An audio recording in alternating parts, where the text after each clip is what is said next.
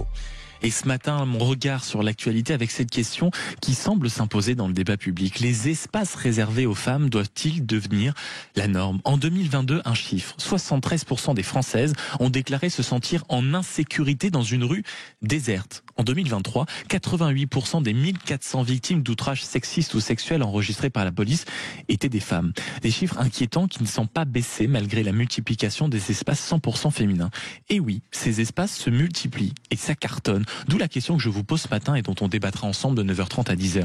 Transport, salle de sport, parking, bar. Faut-il s'habituer, amis auditeurs, à avoir des espaces réservés exclusivement aux femmes ? En Ile-de-France, tenez par exemple, une pétition qui rassemble désormais plus de 20 000 signatures demande la création d'un wagon dans les transports en commun, notamment du côté du RER, réservé uniquement aux femmes. Une solution qui n'a rien de nouveau à l'échelle mondiale. On peut déjà voir ces exemples au Japon, au Mexique ou en Inde. Mais quelques responsables sécurité, eux, restent sceptiques sur cette solution. Exit les transports. De plus en plus, par exemple, de salles de sport ouvrent des espaces réservés aux femmes. Et c'est un succès. Il suffit de lire les témoignages de celles qui se disent soulagées de ne plus subir les regards insistants ou les remarques déplacées entre deux exercices.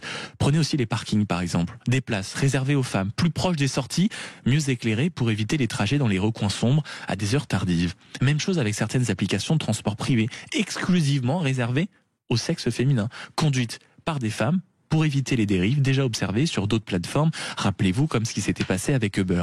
Mais qu'est-ce que de tout cela dit de notre société ? J'avoue être partagé. D'un côté, impossible de ne pas comprendre ces femmes qui racontent leur peur, leur lassitude, leur colère de subir sans cesse les comportements, les agressions.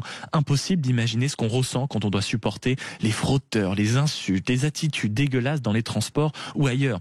Et de l'autre, comment ne pas déplorer une logique qui isole les victimes parce qu'on est incapable en réalité de les protéger, de mettre en place ce qu'il faut pour éviter ces dérives-là. On ne traite plus les causes, on aménage les conséquences. On organise secteur par secteur, en réalité, de petits confinements. Il m'apparaît triste de grandir dans un monde où les femmes seraient par nature méfiantes des hommes et par nature victimes des hommes et les hommes par nature considérés comme les agresseurs futurs ou potentiels. Si nous allons dans cette direction, comment faire marche arrière ? Il faudra désormais avoir de la non-mixité absolument partout. Car si la séparation, mesdames, messieurs, devient la norme, alors l'idée même de société finira par se désintégrer.